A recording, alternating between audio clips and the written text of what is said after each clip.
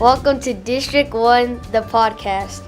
Your host is Michelle Valenzuela. She is joined by Superintendent Trujillo. Thank you to Alec Armenta, a 7th grader at Pister Middle School, for bringing us in today. Hello, Dr. Trujillo. How's it going today? It's going very well. It's very good to be back. I know we had a week off, so I'm very happy to be addressing our Tucson Unified community one more time. We did. And today we have a lot to talk about. Big news last night with the governing board approving a salary scenario, a teacher pay raise. Can you tell us what they approved? Absolutely. And first of all, before we jump into business, I want to say happy Memorial Day weekend to all of our wonderful employees and all of our families and all of our kids. I hope everybody has an amazing long weekend.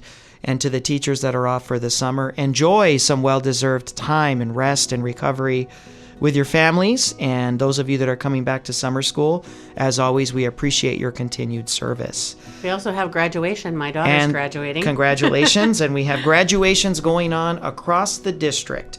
So close to 2,500 students will be walking. So congratulations, all of our graduates and their families. So now, sorry to be all business, but back to the budget and what the governing board approved last night. So what the governing board approved last night is to apply all of the $11.2 million that we've received in additional funding as a result of the Red for Ed movement and the passage of the state's budget. We're left with a balance of about $11.2 million. And really, based off of last week's governing board meeting, our board members made it very clear they wanted to honor legislative intent and put all of that money into teacher salaries as we define teachers in this district, TDRA employees and TDRB employees.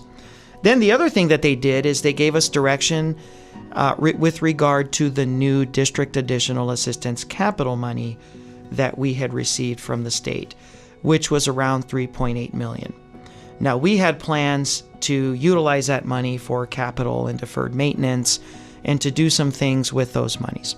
But our governing board gave us some direction last week to say we recognize that that stuff is important. We're not saying it's not important, but we really need to take a look at that money and use it so that we can make sure that our support staff employees, all of our AFSCME employees, all of our CWA, all of our white-collar hourly employees, that they're not left behind. We want to make sure that they have raises. So what they approved last night was a scenario that took all $11.2 million that we got in new additional funding from the legislature and put it into teacher raises, which I'll talk about in a moment, and to take that $3.8 million in capital that we had received through district additional assistance and also put that towards salaries, but specifically for all of our wonderful hourly support staff, our education support professionals. So that's the macro view, and now I'll kind of get into the specifics. Can I ask you a question real quick about the district additional assistance? Is that something new, or is that something that we've gotten in the past?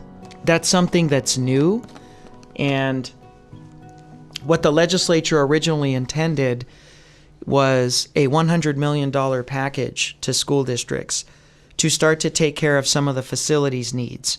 The Tucson Unified School District has taken $140 million in capital losses, monies available to deal with instructional technology, facilities, buildings, buses, since 2008.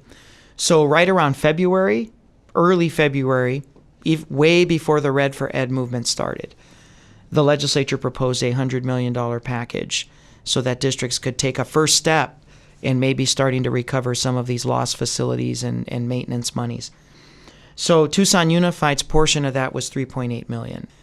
Once Red for Ed gained momentum and once the governor's plans for education dramatically changed and his willingness to support teacher salaries radically changed, the narrative around this $3.8 million changed also. Then it was, yes, it was originally intended to be used for capital needs and buildings and maintenance, but now you can also use it for salaries. With that change in direction, what does that mean for some of the things we've talked about before, like school safety, like maintenance of air conditioners and that kind of thing? What it means now is that we don't have any sustainable pot of money to deal with any of our deferred maintenance projects.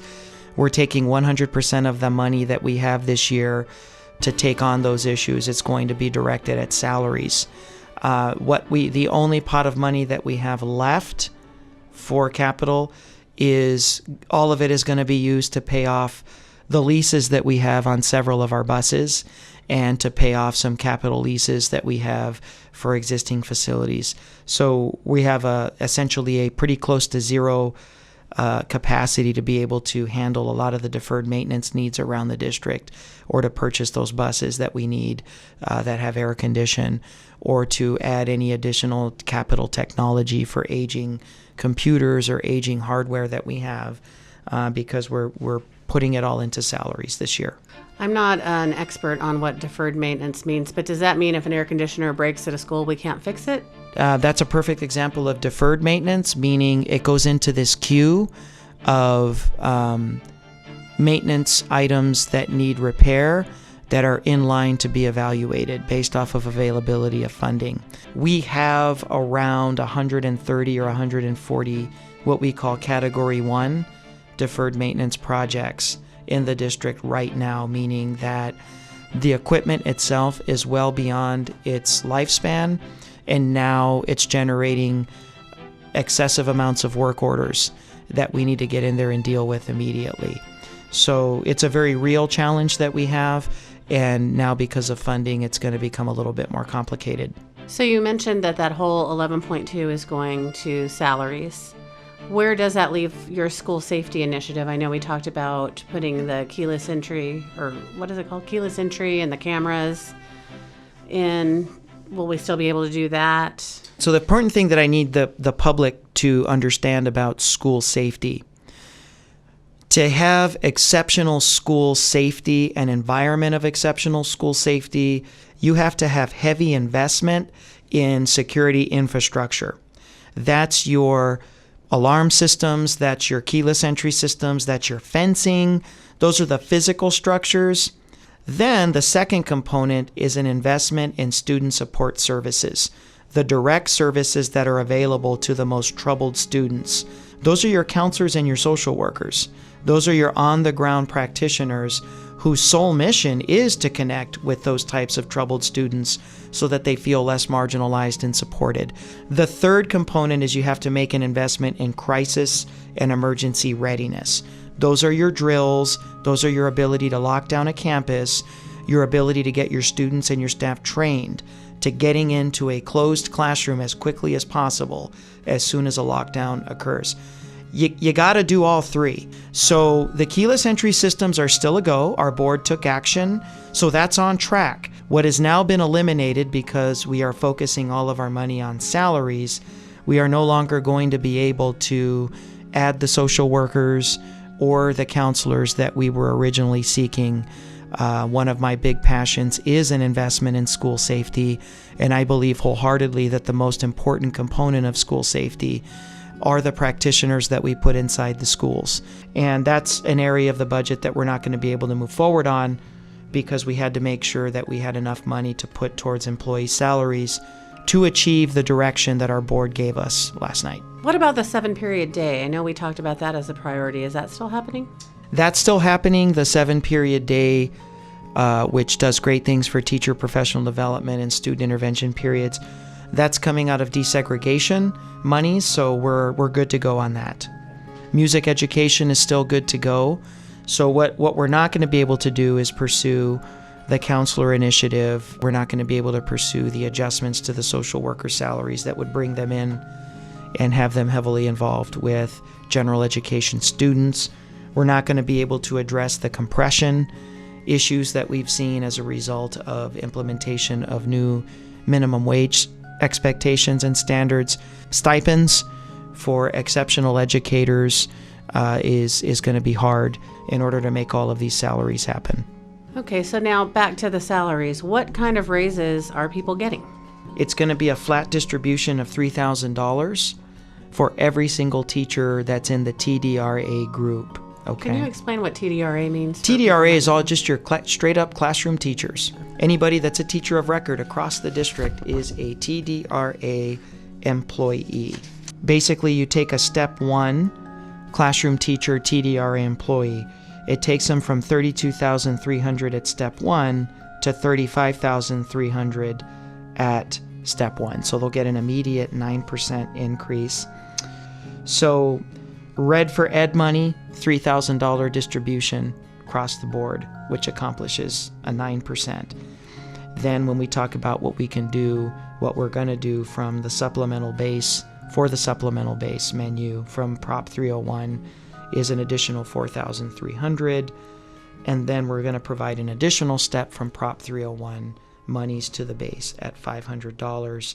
So when you add that in, we've been able to accomplish an 11% raise for teachers that are at those crucial years. We know that teachers are most likely to leave not only the organization but the profession within the first 5 years. So if there's one thing I do really love about what the governing board directed us to do, we have now made the first 5 years very attractive to come teach in the Tucson Unified School District. One of the challenges that comes when you have a flat distribution is the higher you go up the salary schedule, the less of a percentage it is. Mm-hmm. And that's something that we're going to have to work very hard on with TEA so that our veteran teachers don't feel disrespected or devalued. For example, at step 10, that step 10 employee is still going to get the $4,300 supplemental base payment that everybody else is getting and is still going to get a $500 step. However, it's going to come out percentage-wise to 10%. One of the things we're going to have to navigate is those veteran teacher questions that are beyond step 10, and so that's something we're going to have to handle.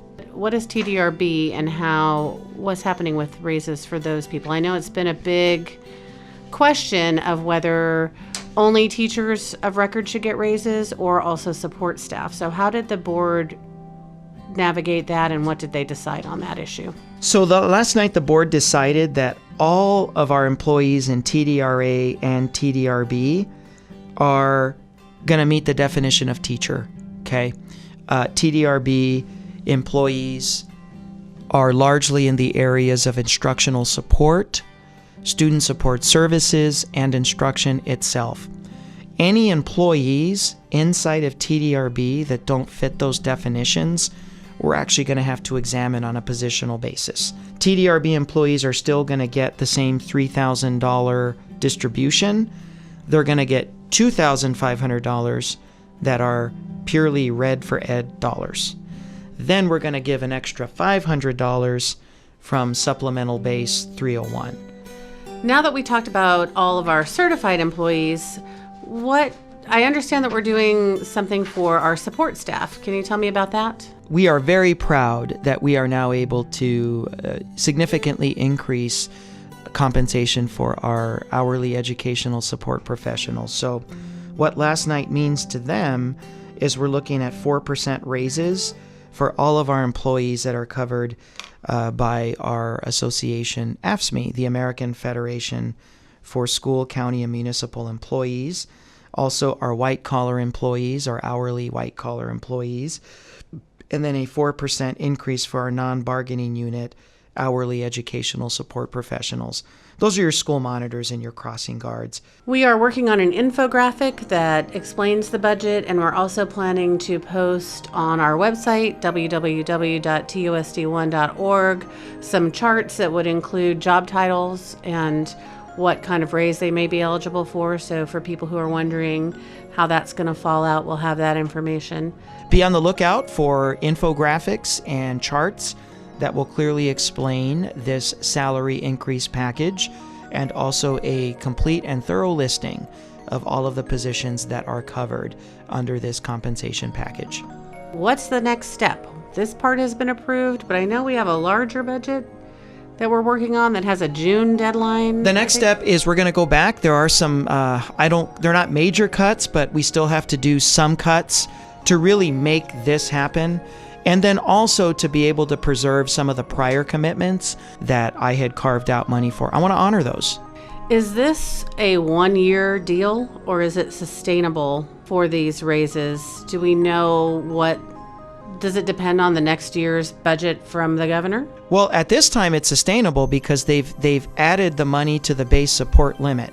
So unless they pull the funding legislatively, we have an expectation that this revenue is going to be around. And I think what you heard from a lot of the Red for Ed leadership and from some of the educators and some of the superintendents was a skepticism, but just as easily as it was added, it can also be yanked and removed. And I think that's what people's fear is. We're happy to celebrate our teachers. We're happy to celebrate our employees and give them the long-awaited for raise that's been long overdue. But there's only so long that they are going to tolerate driving buses that don't have air condition, going into classrooms that don't have adequate HVAC systems supporting them, going into buildings and structures that have dilapidated roofing. There's only so long that they're going to put up with that. So though we're okay for this year, we're going to continue our campaign for increased capital funding. Okay, is there anything we missed that you wanted to talk about? Everybody have a wonderful Memorial Day. All right, thank you so much. And we have Alec Armenta taking us out, the 7th grader from Pister Middle School. Thank you, Alec. What I learned in school is figurative language and language arts.